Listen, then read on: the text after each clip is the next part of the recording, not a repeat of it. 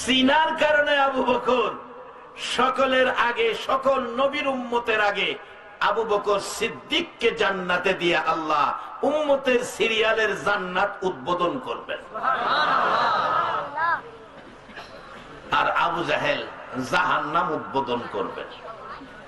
একটাই কারণ, আবু জাহেল নবীরে মানে না, আর আবু বকর নবীরে শুধু মানে না, নবীর কথা মতো চলে, নবীকে জানের চাইতে মহব্বত।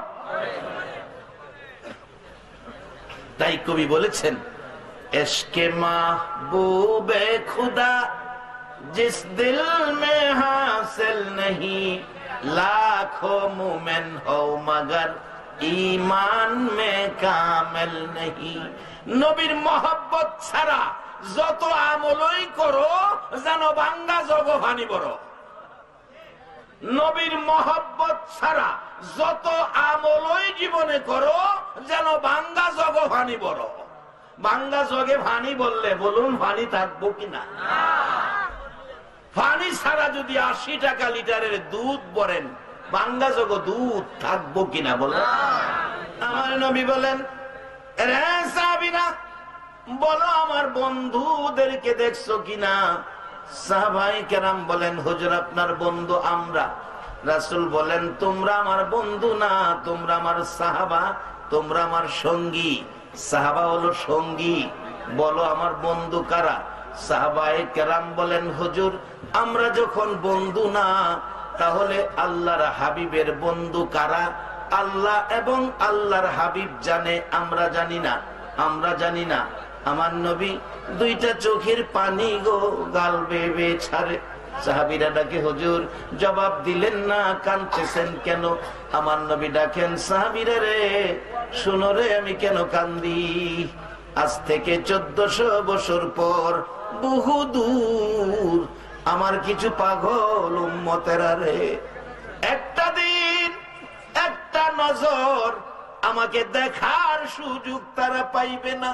তারপরেও আমার পাগল হইয়া 1400 বছর পর বহুদূর আমার কথা শোনার জন্য কোরআনের পক্ষে ঘন্টার পর ঘন্টা বসে থাকবে। সাহাবীরা রে আমার দুঃখের কথাগুলো যখন আসবে, কেউ কেউ গাল বেয়ে চোখের পানি ছাড়বে, কেউ কেউ আহা করবে। ও সাহাবীরা আমার পাগল উম্মতেরা রে এইভাবে বসে থাকবে, কোরআনের কথা শুনবে, চোখের পানি ছাড়বে। সাহাবায়ে কেরাম বলেন, হুজুর আশ্চর্য হলাম, হুজুর আশ্চর্য হলাম, 1400 বছর পর আপনাকে না দেখে আপনার সাহাবী, ও আল্লাহর হাবিব, আপনার সাহাবীরা আপনাকে দেখে আপনার ভালোবাসা দেয়, তারা আপনাকে না দেখে আপনার ভালোবাসায় ঘন্টার পর ঘন্টা বসে থাকবে, আরামের ঘুম হারাম করে বিছনা ঘরবাড়ি ছেড়ে বসে থাকবে। আবার আপনার দুঃখের কথা শুনলে চোখের পানিগুলো ঝরঝর করে ছেড়ে দিবে। হুজুর তারা যদি আপনার একটা নজর দেখতো গো, না জানি তারা আরো কত পাগল হইয়া যাইতো। হুজুর আশ্চর্য হলাম, আপনাকে না দেখে 1400 বছর পর আপনার ভালোবাসা লইয়া বসে থাকবে, কোরআনের কথা শুনবে। আমার নবী বলেন, সাহাবীরা রে আশ্চর্য হইও না, তোমরা সাক্ষী হও, তোমরা সাক্ষী হও, আমি রাসূল বলে গেলাম, তারাই হবে রে আমি রাসূলের বন্ধু। আজকে যারা 1400 বছর পর আমার নবীর কষ্টের এই পরিবেশ, আমার নবীর পক্ষে ভালোবাসা লইয়া যারা আরামের ঘুম হারাম করে মাহফিলে বসে আছো, আমার মন কয় আপনাদের জন্য আমার নবী ফুলসিরাতের ঘাটে বসে থাকবে।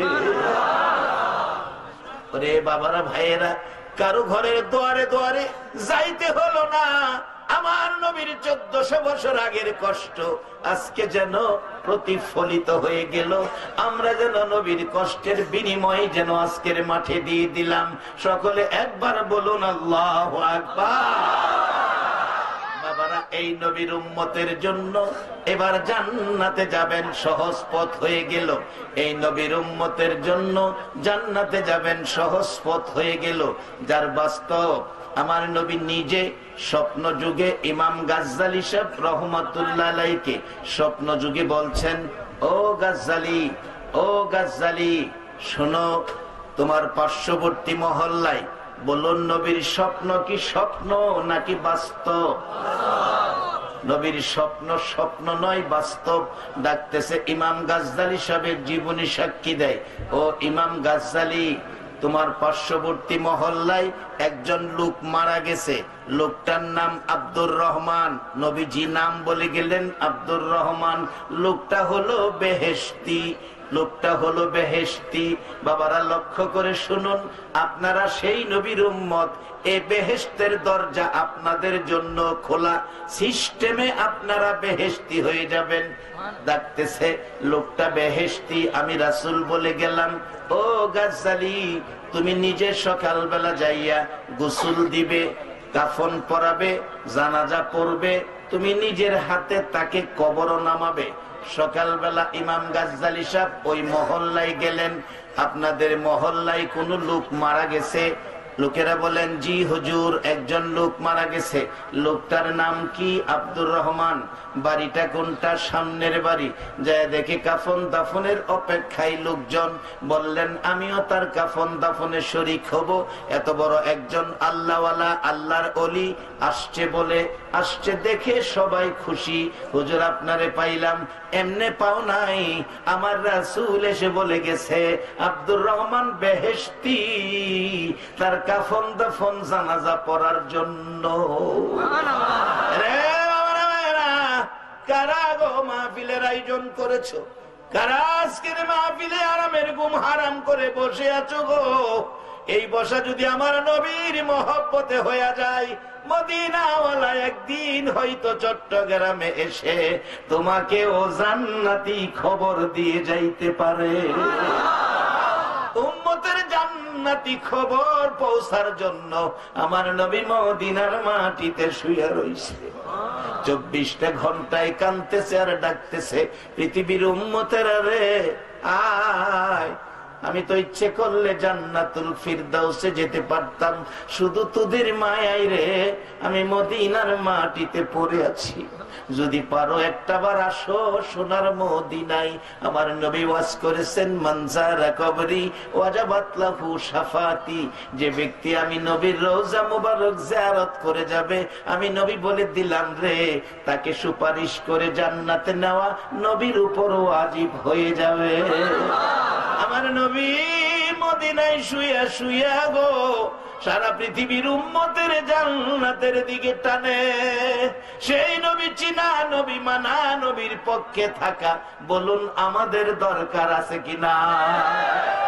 বাবারা, ভাইয়েরা, আমার নবী ডাকতেছে ইমাম গাজ্জালী সাহেবকে লক্ষ্য করে।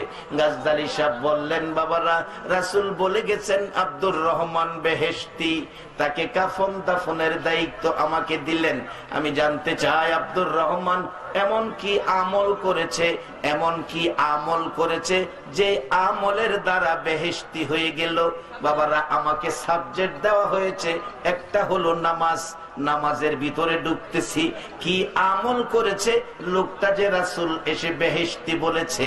এবার এলাকার লোকেরা কয়, হুজুর, লোকটা আমাদের জানা মতো বড় আলেম ছিলেন না, হাফেজ ছিলেন না, লোকটা ছিলেন একজন কাঠমিস্ত্রি।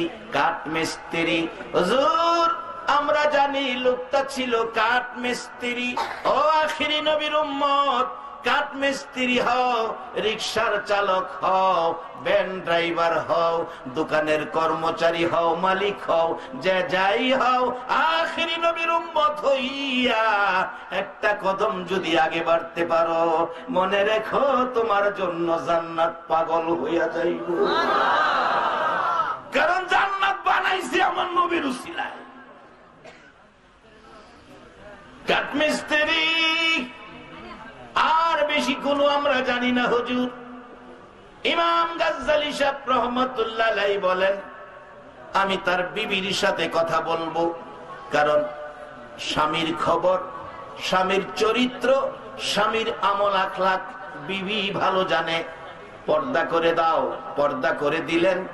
পর্দার ভিতরে ইমাম গাজ্জালী সাহেব বাহিরে ডাকতেছে, মা, মাগো, তোমার স্বামী এমন কি আমল করেছে গো, যে আমলের বিনিময় রাসূল তাকে জান্নাতি বলে গেল। আমি গাজ্জালী দ্বারা কাফন দাফন জানাজার নির্দেশ করলো। মহিলাটা কাঁদতেছে আর ডাকতেছে, হুজুর, আমার স্বামী বড় কোনো আলেম ছিল না, হাফেজ ছিল না। আমার স্বামী ছিল একজন সাধারণ কাঠমিস্ত্রি। হুজুর, আমি দেখছি আমার স্বামী কাঠমিস্ত্রি মাত্র দুইটা আমল করত। দুইটা আমল করত। একটা আমল হলো দুইটা কাঠ একসাথে জোড়া লাগাইতে হয়। কাজ করতে যাইয়া দুই কাঠ জোড়া লাগাবে। হুজুর, আমি দেখছি জোড়া লাগানোর সময় জোড়াটার মধ্যে লোহা তার কাটা মারার জন্য হাতুড়ি উপরের দিকে উঠাইছে, হাতুড়ি পিছনের দিকে নিছে, লোহা তার কাটার উপর আঘাত করবে। হুজুর, এমন সময় যদি মসজিদের মিনারায় আল্লাহু আকবার ধ্বনি উচ্চারণ হয়েছে, আল্লাহু আকবার আজানের ধ্বনি যখন তার কানে লাগছে, হুজুর, আমি দেখছি পিছনের হাতুড়ি আর কোনদিন সামনে আনে নাই। পিছনের হাতুড়ি পিছনে ছাইরা দিছে, দৌড়াইয়া মসজিদে চলে গেছে।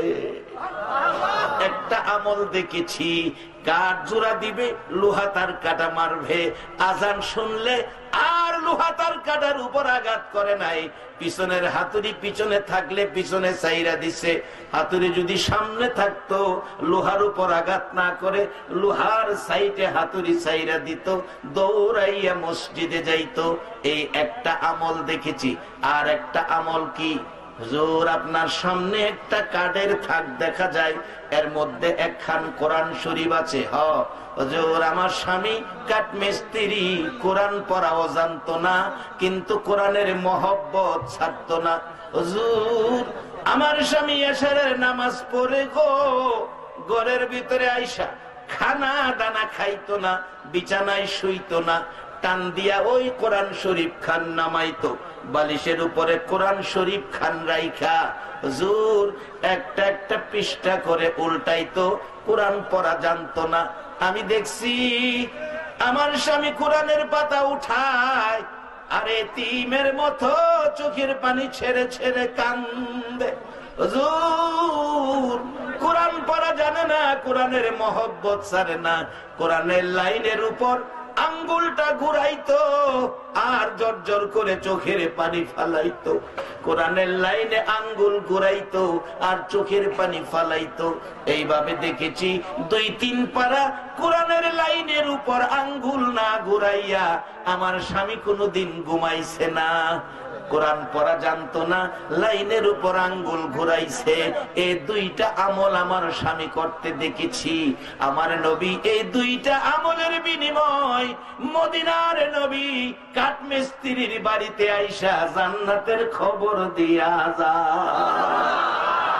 নবীজির গোলামের, নবীজির আশেকের কোনো চিন্তা নাই। চলো নবীজির জান্নাতে মদিনাতে যাই, চলো নবীজির জান্নাতে মদিনাতে যাই। কে কে যাবে মদিনায়, মদিনাতে কান্দে নবী উম্মতের মায়া। কে কে যাবে মদিনা, মদিনাতে কান্দে নবী উম্মতের মায়া। দিন রজনী কান্দেন যিনি, দিন রজনী কান্দেন যিনি, শুয়ে রোয়া যায়। চলো নবীজির জান্নাতে মদিনাতে যাই, চলো নবীজির জান্নাতে মদিনাতে যাই। কঠিন হাসরের দিনে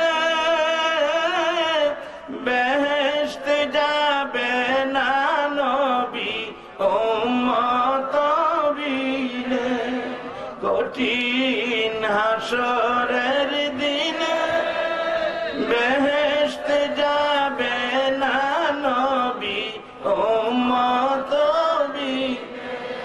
করিয়ে দিবেন আল্লাহ, মাফ করিয়ে দিবেন আল্লাহ, নবীর উসিলায়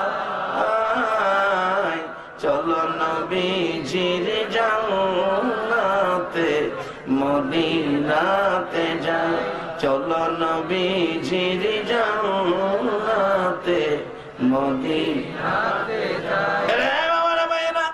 শুধু জান্নাত পাবেন এটাই শেষ না, এই আমল যদি থাকে দুনিয়ার জমিনে আখিরি নবীর উম্মত হাত বাড়াইয়া যা চাবে তা আমার আল্লাহ দুনিয়ার জমিনেও দান করে দিবে। কিভাবে দিবে বাস্তবে আসুন। এই জন্য আমার আল্লাহ আমার নবীর আদর্শের উপর আমার আল্লাহ কোরআনের আয়াত দিয়ে সিস্টেম দিয়েছে, ওয়াকাদা রব্বুকা আল্লা তা'বুদু ইল্লা ইয়্যা ওয়া বিল ওয়ালিদাইনি ইহসানা। ইবাদত করতে হবে আল্লাহর, আর খেদমত করতে হবে মা বাবার। ইবাদতের পরে ওই মা বাবার খেদমতের কথা কোরআন শরীফে বলছে। আমার ভাই নঈমী সাহেব আছেন, আর ওলামায়ে কেরাম আছেন। আগে কইছে ইবাদত আল্লাহর, পরের কাজটা কি দিছে? খেদমত কার? মা বাবার। বাজান এই ইবাদত আর খেদমত এটা বোঝানোর লাগে তো নবী 63 বছরের কষ্ট। যদি এখানে ইবাদতে বেশ কম হয় তাহলেও নবী পাবেন না, মা বাবার খেদমতে বেশ কম হয় তাহলেও নবী পাবেন না। এই দুইটার সমন্বয়ের জন্য নবী মুহাম্মদুর রাসূলুল্লাহ সাল্লাল্লাহু আলাইহি ওয়াসাল্লাম, এটা বোঝার জন্য, বুঝাইয়া দেওয়ার জন্য দায়িত্ব নবীর। আর আল্লাহ বলেছে ওমা ইউতির রাসূলা ফাকাদ আতা আল্লাহ, তোমরা আমার এই নবীর কথা মানো। মানলে জান্নাতি, না মানলে দুজুকি, মানলে আবু বকর, না মানলে আবু জাহেল। ওয়াত সহজ। যদি না মানেন অবস্থা কি? বাস্তবে যান মদিনায়, মদিনার পাগল হিসাবে হজ করতে গেলাম 2001-এ। আগে মদিনায় লয়ে গেছে।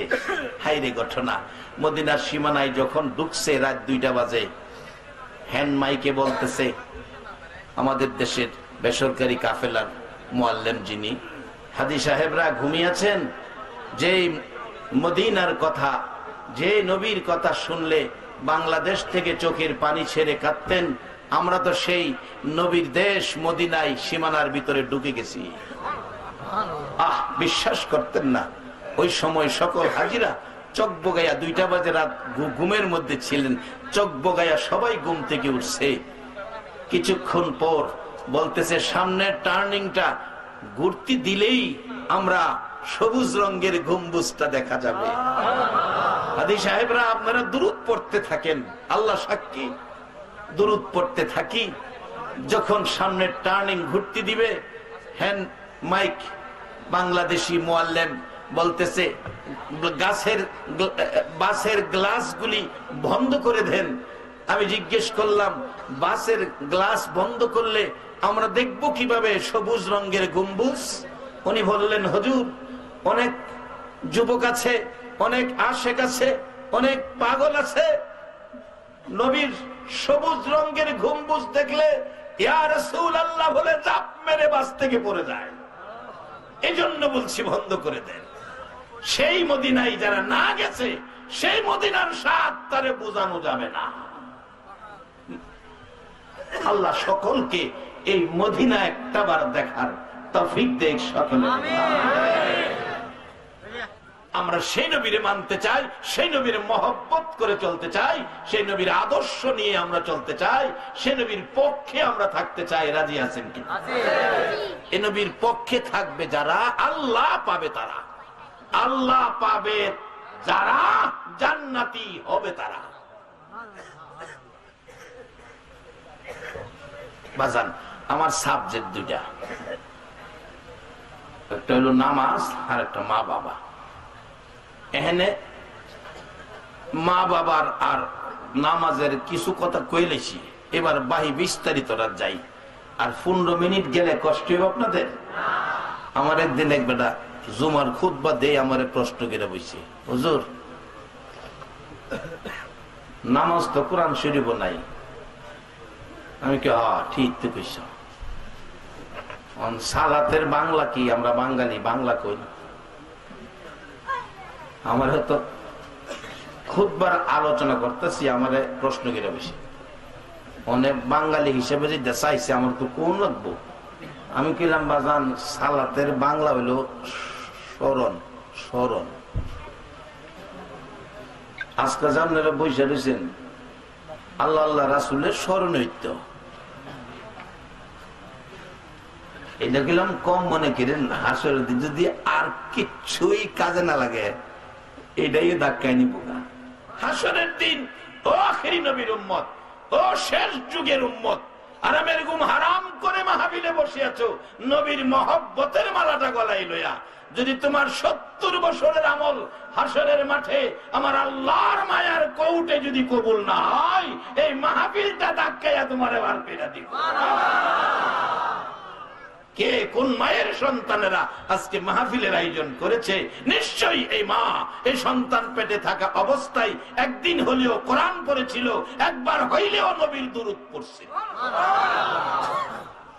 কোরআন শরীফে আল্লাহ বলছে একমাত্র আল্লাহ ইবাদত করার জন্য। কার ইবাদত? আল্লাহ। আল্লাহর ইবাদত করলে ইবাদতের মধ্যে সর্বোত্তম ইবাদতটা কোনটা? নামাজ।